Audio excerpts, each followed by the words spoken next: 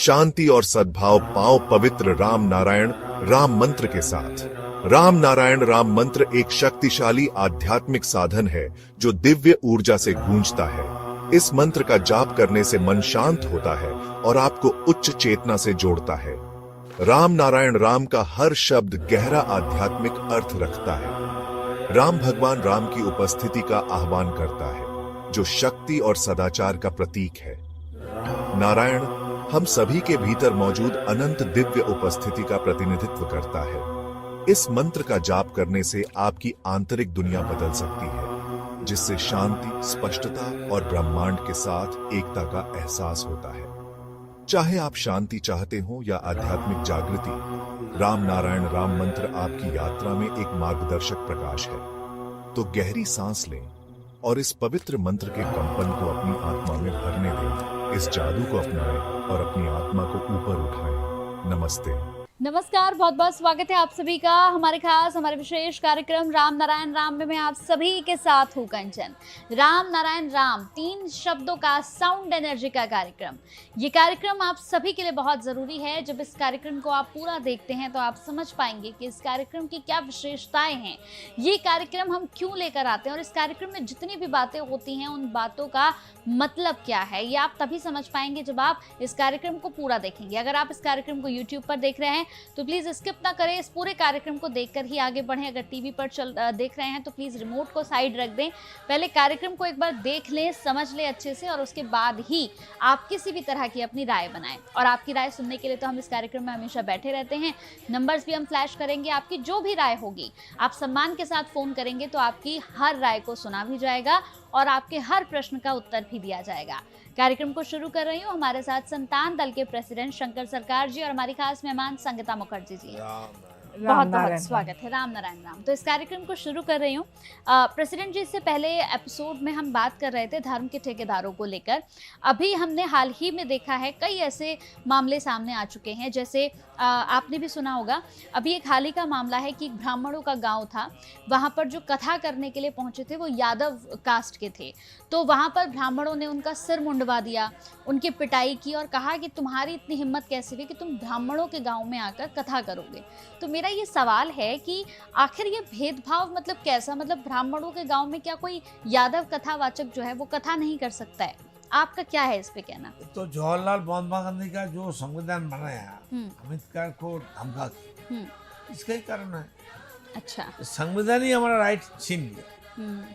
तो जितना पिछड़ा जाति है, जाति तो एक होना चाहिए, धनी गरीब तो एक होना चाहिए। धनी या गरीब दो चीज क्यों? आसमान में तो धनी गरीब दिखाई नहीं देता।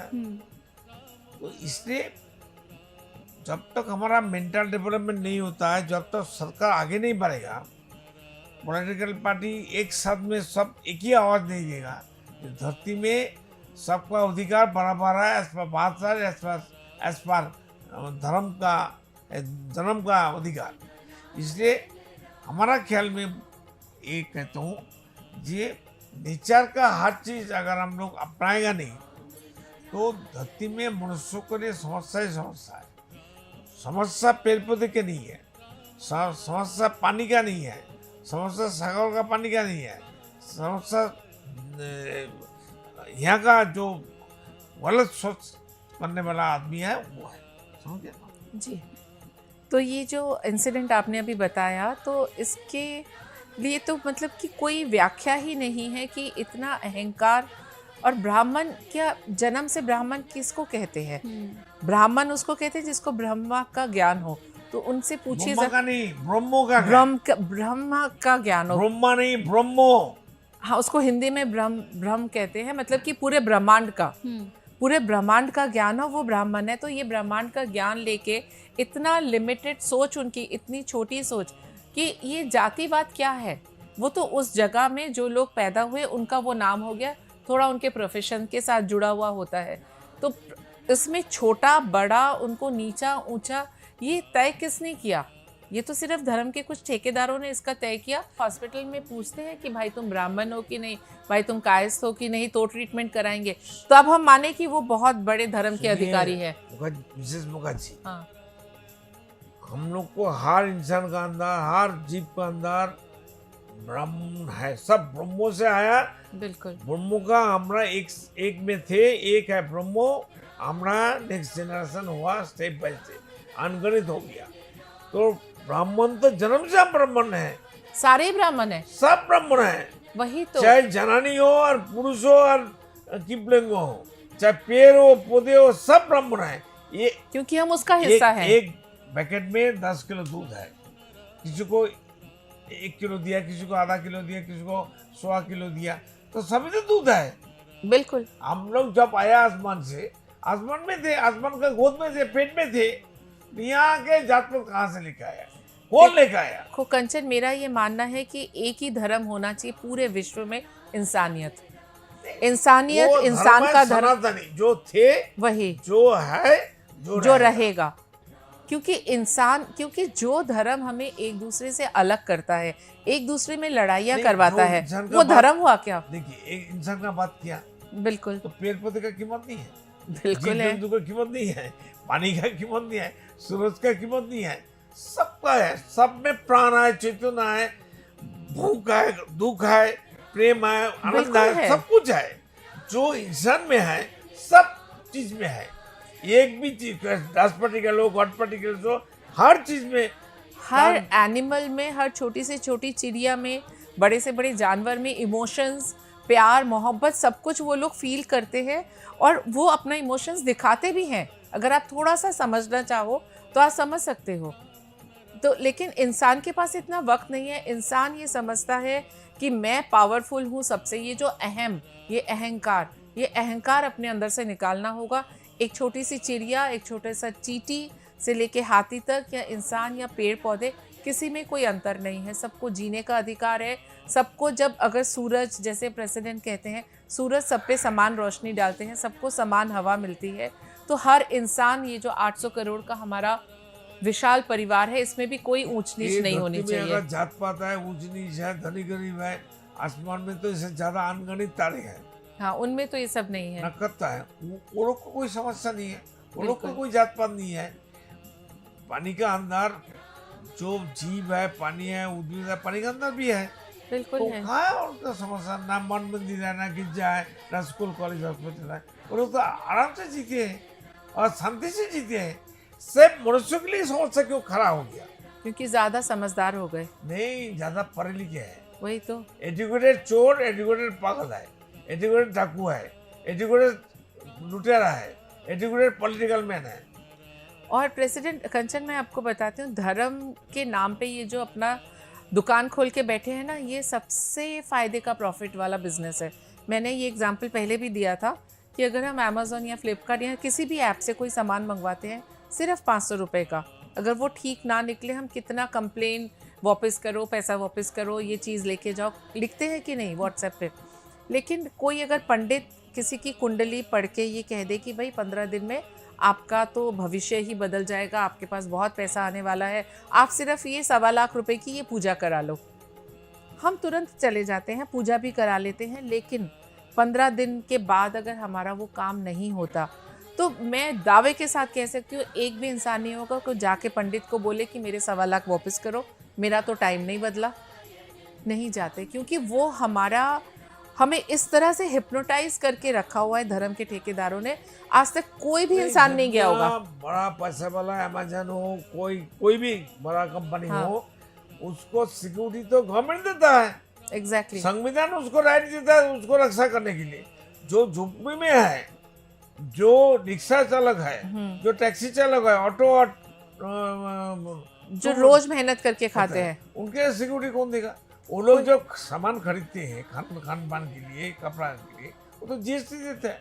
वो जीएसटी पैसा तो उनका भी दान है, देन है, बिल्कुल है। तो उनका कीमत नहीं है, उनका सिक्योरिटी नहीं है। सिर्फ मिनिस्टर, एमपी, एमएलए का, जस्टिस का सिक्योरिटी चाहिए। नहीं, वही मैं कह रही थी। लेकिन अगर कोई पंडित हमें झूठ बोल के पैसे ले लेता है, तो तब हम उससे कभी कोई क्लेम नहीं करते। तो ये चीज़ हमारे अंदर इतनी डीप रूटेड है। इसको जो हमारे पूर्वजों ने, चाहे धर्म के डर से या किसी हमारा बुरा ना हो जाए डर के मारे, पूजा पाठ कराना, पहले तो बलि भी देते थे जानवरों की। कितना एक इंसान निर्मम हो सकता है कि अपनी भलाई के लिए एक जानवर को मार भी सकते हैं।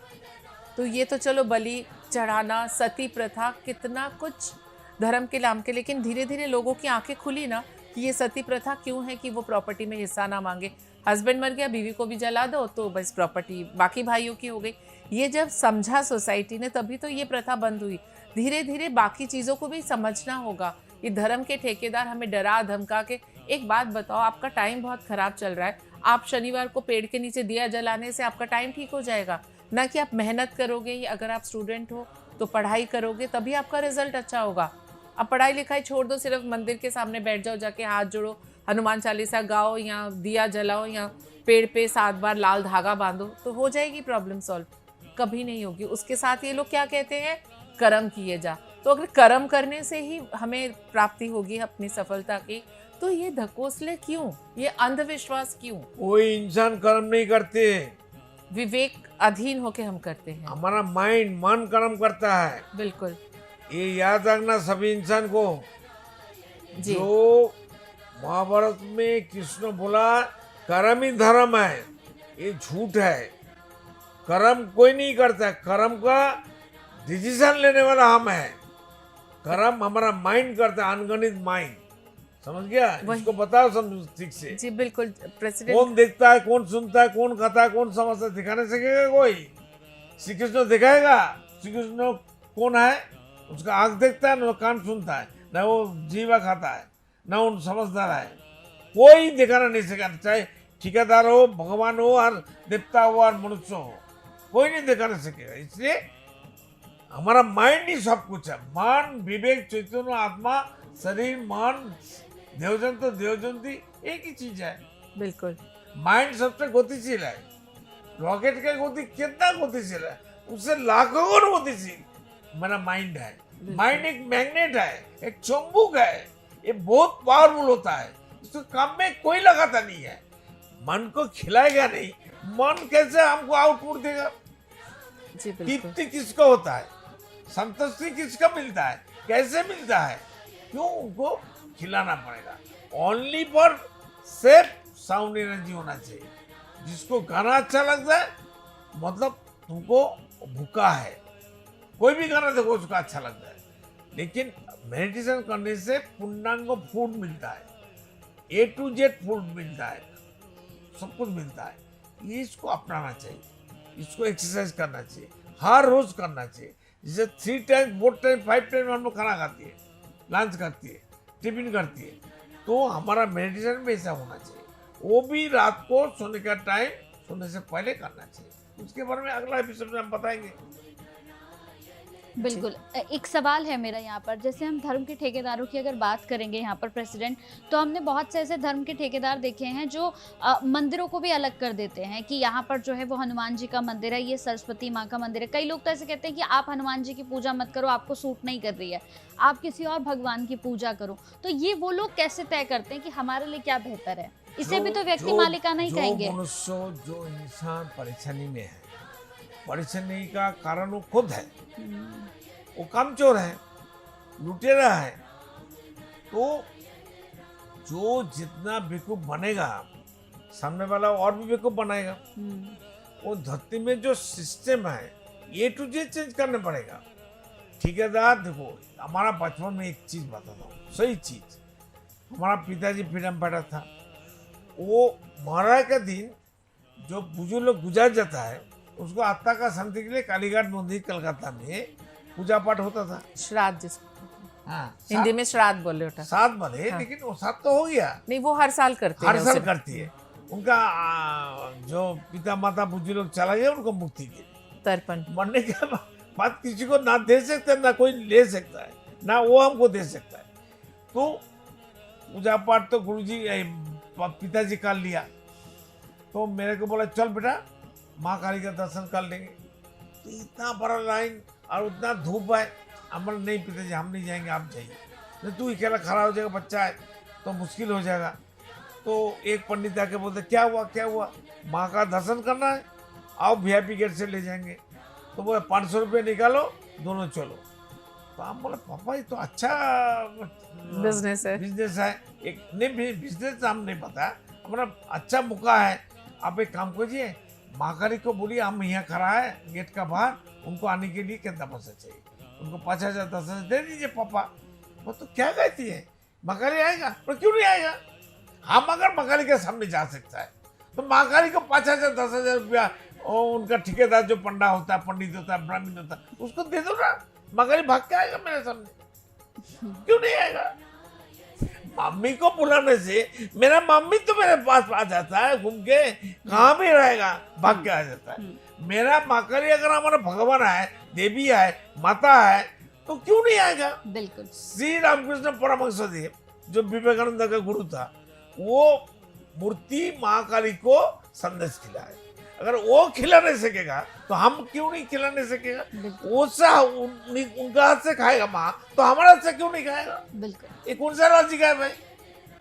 जी, तो बिल्कुल मैं उम्मीद करूंगी कि प्रेसिडेंट की इस बात से आपको समझ आ गया होगा कि आप जो कर रहे हैं हो सकता है आप गलत दिशा में कर रहे हैं। आपको सही ट्रैक पर आने की, सही दिशा में आने की बहुत ज़्यादा ज़रूरत है। आप सिर्फ 20 मिनट के, आधे घंटे के कार्यक्रम में सारी चीज़ों को नहीं समझ पाएंगे दर्शकों। इसके लिए आपको संतान दल से जुड़ना होगा। संतान दल से जुड़ने से पहले भी अगर आप चाहते हैं कि नहीं एक बार आपको प्रेसिडेंट से बात करनी है, बिल्कुल, अगर आप चाहते हैं कि नहीं प्रेसिडेंट से बात करके पहले आप खुद को थोड़ा सा क्लियर करना चाहते हैं तो वो भी आप कर सकते हैं। बहुत ही ईजी है, नंबर्स फ्लैश हो रहे हैं, नंबर्स पर बस कॉल करिए, सम्मान के साथ बात करिए। प्रेसिडेंट आपको एक एक चीज का बड़ा लॉजिकल आंसर देंगे और आप फिर मजबूर हो जाएंगे प्रेसिडेंट की बात को सुनकर संतान दल से जुड़ने के लिए, क्योंकि आपको सभी बातों में तथ्य मिलेंगे, सभी बातों में आपको सारी बातें समझ में आएंगी। विज्ञान है, वास्तव है, गणित है, बिल्कुल रियलिटी है। बिल्कुल, तो इस रियलिटी से अगर आप जुड़ना चाहते हैं तो नंबर्स फ्लैश हो रहे हैं, नंबर्स पर कॉल कर सकते हैं। टीवी स्क्रीन पर अगर इस कार्यक्रम को देख रहे हैं तो नंबर्स पर कॉल करिए, संतान दल से जुड़िए, QR कोड पर सिर्फ 1 रुपया भेजिए और लाइफ टाइम के लिए संतान दल के मेंबर बन जाइए। तो चलिए फिर वक्त तो चला है आपसे अलविदा कहने का। अगले एपिसोड में फिर मुलाकात होगी, हम एक और खास विषय पर चर्चा करेंगे। बहुत बहुत धन्यवाद प्रेसिडेंट आपका। राम नारायण राम। देखिए कार्यक्रम राम नारायण राम प्रतिदिन प्रातः 6:40 से साधना टीवी पर एवं सोमवार से शनिवार प्रातः 7:30 से व रविवार प्रातः 7:50 से एवं रात्रि 10:30 से ईश्वर टीवी पर एवं प्रातः 7:30 से साधना प्लस पर एवं प्रातः 10:30 से हर खबर न्यूज पर एवं रात्रि 8:30 से RN टीवी पर। पृथ्वी पर मौजूद 800 करोड़ मानव ही मेरा समस्त परिवार है। आप भी जुड़े अपने इस परिवार संतान दल से। संसार में धर्म के नाम पर जो व्यापार हो रहा है, उस व्यापार से बचने और धर्म का सही आधार क्या है, ये जानने के लिए आप भी जुड़े संतान दल से। पृथ्वी, आकाश, जल, सूर्य और वायु, इन सभी पर किसी का मालिकाना हक नहीं है। प्रकृति हम सभी की है, हम सभी इसका हिस्सा हैं। इस प्रकृति से मित्रता करने के लिए संतान दल में आपका स्वागत है। आप कौन हैं? कहां से आए हैं? अपनी आत्मीय गहराई को समझने के लिए जुड़े संतान दल से। क्या आप निराश हैं, हताश हैं, जीवन में उन्नति पाना चाहते हैं, तो आज ही जुड़े संतान दल से। मन अशांत है, क्या जीवन में दुख और परेशानियां बढ़ती जा रही हैं, तो सच्चे मन से आज ही जुड़े संतान दल से। मेरे आत्मा के आत्मीय गर्व स्वयं महाकाश राम नारायण राम के स्वरूप श्री श्री बालक ब्रह्मचारी महाराज के अमूल्य व्याख्यानों एवं तत्वों पर आधारित ये धार्मिक ग्रंथ आदि वेद उन्हीं की परम कृपा से जनगण एवं समस्त प्राणी जगत की मुक्ति के उद्देश्य से श्रेष्ठ सेवा के रूप में समर्पित करता हूँ। शंकर सरकार।